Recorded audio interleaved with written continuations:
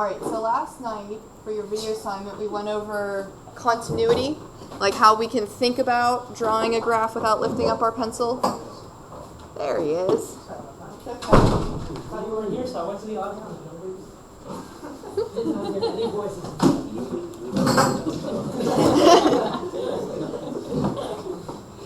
Alright, so continuity last night, how we can think about drawing a graph without lifting up our pencil. Basically that means no hole, no asymptote, no jump.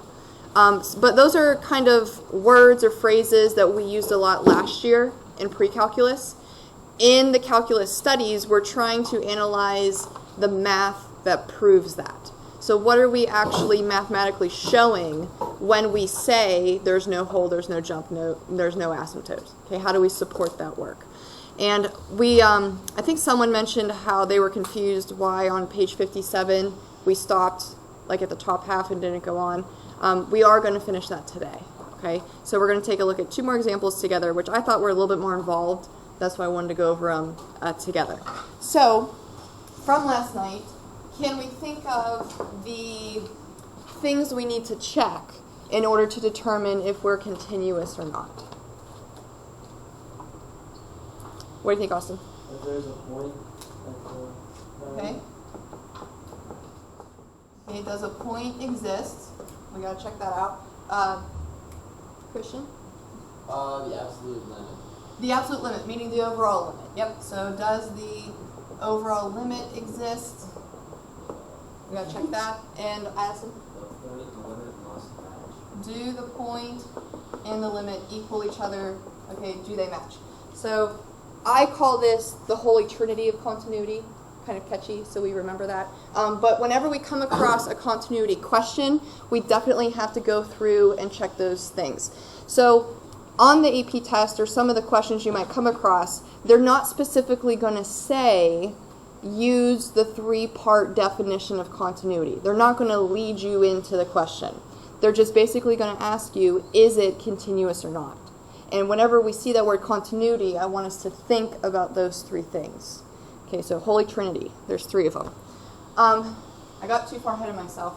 This is going to be next week's schedule. So for tonight, you do have a video assignment. Please make note of that. And then we're going to have our next quiz on Wednesday. So we're going to go over the rest of the section today. You're going to be able to do some homework problems because it's not going to take all period. And then Monday and Tuesday we'll have board days as kind of review in preparation for this. Okay? All right, so let's go ahead and keep these three things in mind when we go ahead and take a look at number 6. So on page 57, consider the function to the right. We have that piecewise function, multiple parts. And notice how the first part ends at -1, but the second one begins at -1. So something's happening there. We got to make sure if one equation is ending and the other one's beginning, do they kind of end and begin at the same spot? Okay, if they don't, notice how we have a jump. If they do, that would be wonderful, but is there an actual, bless you, is there an actual point there to connect them? And then the same thing going on at 3.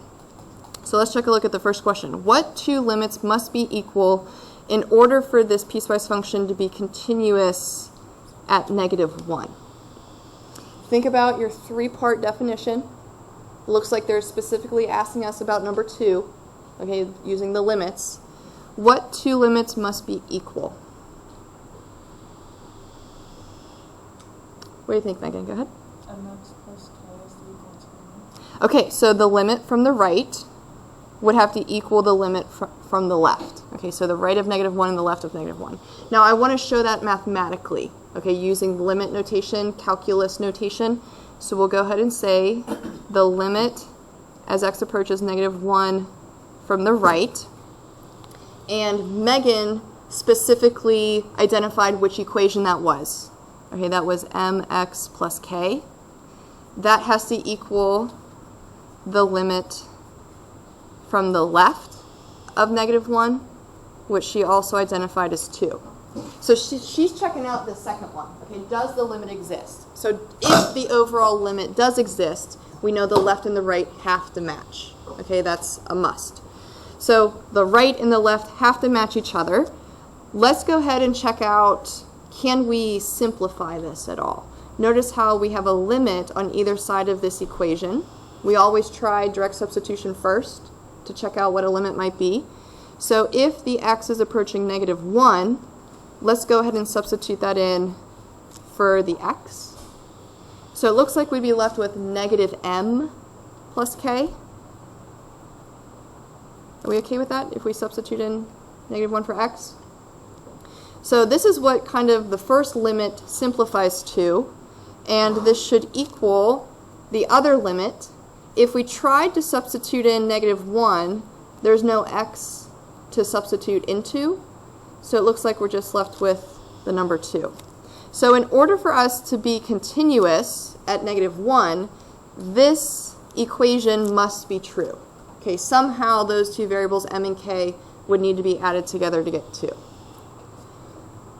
Let's go ahead and check out b. Which two limits must be equal to be continuous at 3? So kind of a similar statement. This time we're just using 3 instead of -1. So again, the second criteria, does the limit exist? We have to check the left and the right. So let's say we approach 3 from the left. Based off the piecewise function, that would be the middle equation. And if we were to approach 3 from the right, that would be the third equation. Okay? So we know those two limits must be equal in order for that overall limit to exist. But maybe we can simplify this a little further. We're dealing with limits, so we can directly substitute in. For the first one, if we plug in 3 for x, we'll have 3m plus k. And for the second one, we cannot substitute in 3, but we're just left with -2. So if we think about this piecewise function is in its entirety, okay, we have something going on at -1, we have something going on at -2. In order for us to be able to draw this graph smoothly, okay, without lifting up our pencil, no holes, no jumps, no asymptotes, both of these equations must be true. This has to be true for -1, this has to be true for the x value of 3. So we're actually going to try to figure out what's the value of m, what's the value of k. Can we figure out these missing pieces, these missing variables, so that we have a continuously smooth graph? Where do you want to go from there?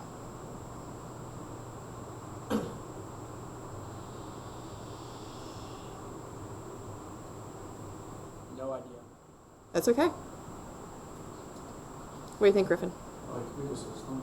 System. We have two equations, two variables. You're used to x's and y's. We're just dealing with m's and k's. So we got to think about those systems of equations, like those processes or methods we can use.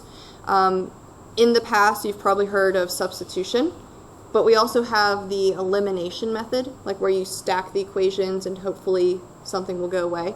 So it depends on how you want to approach this problem, what you're more comfortable with, an elimination method or a systems. Do we have a preference? Do we want to do both, just to see it? What do you think, Austin? I think we could just make the top equation equal to m. Okay. And then plug it in? That's the substitution. Okay, so solve the easier equation for a variable, plug it in the other one. We'll do it. So Austin said solve for this one for m. You could pick k, it doesn't matter. So if we solve for m, we'll subtract the k, divide the negative. Okay, so m equals that. We can take this and plug it into the m in the other equation.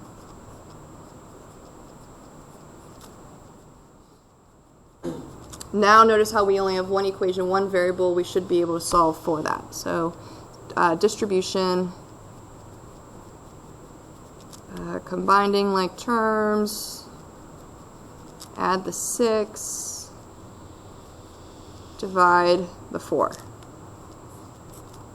K equals 1. Okay, so now that we know one of the variables, we can choose to substitute that back into either equation, doesn't matter. That way we can figure out the other one. The first one seems pretty simple to me. So -m plus 1 would be 2. looks like m is -1. We're familiar with systems then? Okay. Do we want to see the elimination method? Like when you stack and cancel? Maybe we'll try that on the other one. Who knows? Okay, we're going to do one that's very similar. Check out the back.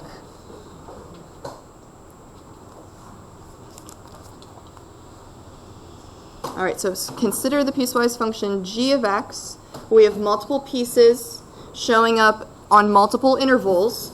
We got to make sure that each piece matches up correctly. Okay, is it possible to match them up? That way there's no hole, no jump, no asymptote. So part A, which two limits must be equal in order to be continuous at -2? So we got to check the left and the right side. Okay, that's a stipulation for that overall limit. So we'll say if we approach -2 from the left, that would be the first equation of the piecewise function, and that must equal the limit as we approach -2 from the right. That would be the second. Now, since these are limits, maybe we can simplify them a little further. We always try direct substitution first. I'm kind of running out of room up there, so I'm going to go ahead and write it down here. If we directly substituted -2 for the x's, -2 squared would be 4, so we're left with 4k plus m. Okay, that's for the left limit, and that needs to equal the right limit. If we plug in -2, we'll get -7. So this equation must be true in order for us to at least fit that limit existing criteria. Okay, the number 2 of our trinity. All right, now we have another kind of spot where we could be discontinuous. That's at 3, because we have one equation ending there and the other one beginning there. So we got to make sure those match up. So let's check out the limit to the left of 3. That would be the middle equation, and that should equal the limit to the right of 3, which would be the third. Okay. So let's directly substitute in, maybe simplify or try to solve these limits. Plug in 3, we'll get 13 on the left-hand side. And then on the right-hand side, 3k minus m. So this equation has to be true in order for the -2 spot to be continuous, and this one has to be true for the 3 spot to be continuous. So part C is asking us, how can we figure out m and k so that we're continuous at both places, okay, everywhere on this graph? Do you guys want to try to go from there? Substitution or elimination, whatever method you want to try.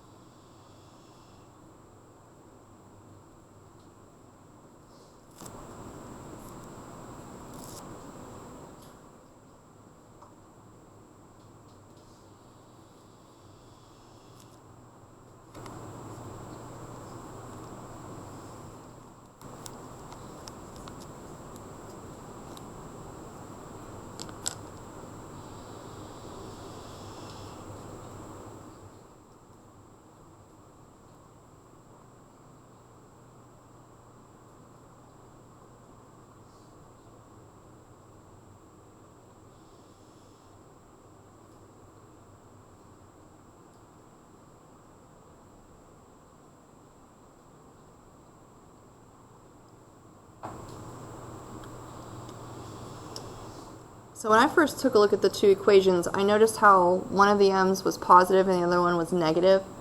So I initially thought elimination because those would cancel each other out. So I stacked the equations, k's and m's and numbers, and if you add them together, they'll go away, so I can figure out what k is. If you did substitution, you'd still get the same thing. Okay, but can we get 6 over 7? Yeah.